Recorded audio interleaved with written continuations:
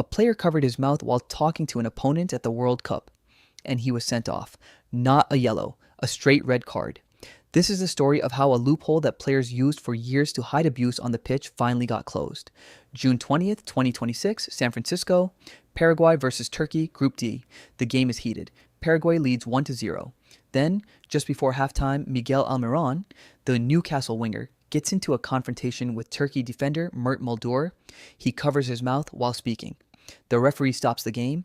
VAR gets involved. And then, history. The referee shows a red card. Not for a tackle, not for a headbutt, for covering his mouth. Almiron is in disbelief. His teammates surround the ref. But the law is clear. Under the 2026 World Cup rules, covering your mouth during a confrontation is an automatic red card. But why? Why does FIFA care if a player covers his mouth? The answer starts in February 2026 in a Champions League match, Benfica versus Real Madrid.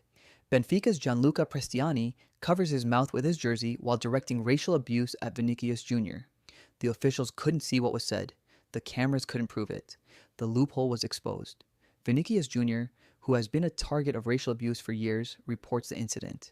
But without visual evidence of what was said, the case goes nowhere. The football world is furious.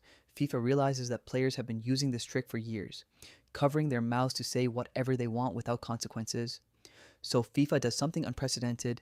They call an emergency meeting of IFAB, the International Football Association Board, the body that makes the rules of the game. And on April 28th, 2026 in Vancouver, Canada, IFAB unanimously approves two new laws. Law 1.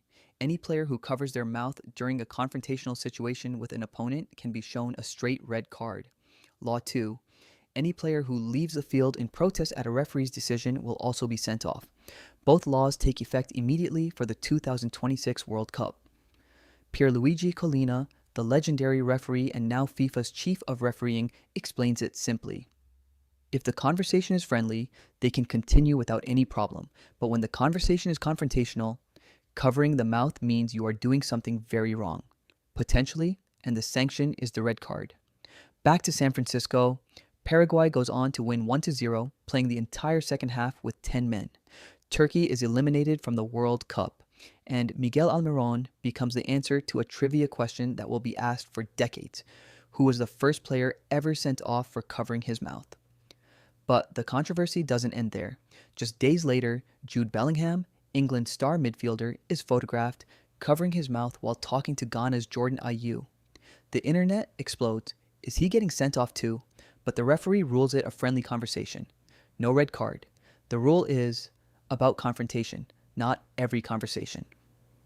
This is Off the Pitch. We break down the rules, the history, and the stories that the broadcast doesn't show you. The World Cup trophy was found by a dog. A player was sent off for covering his mouth. And next week, we'll tell you about the match that never happened and why FIFA buried it. Subscribe, because the stories you haven't heard are the ones that matter most.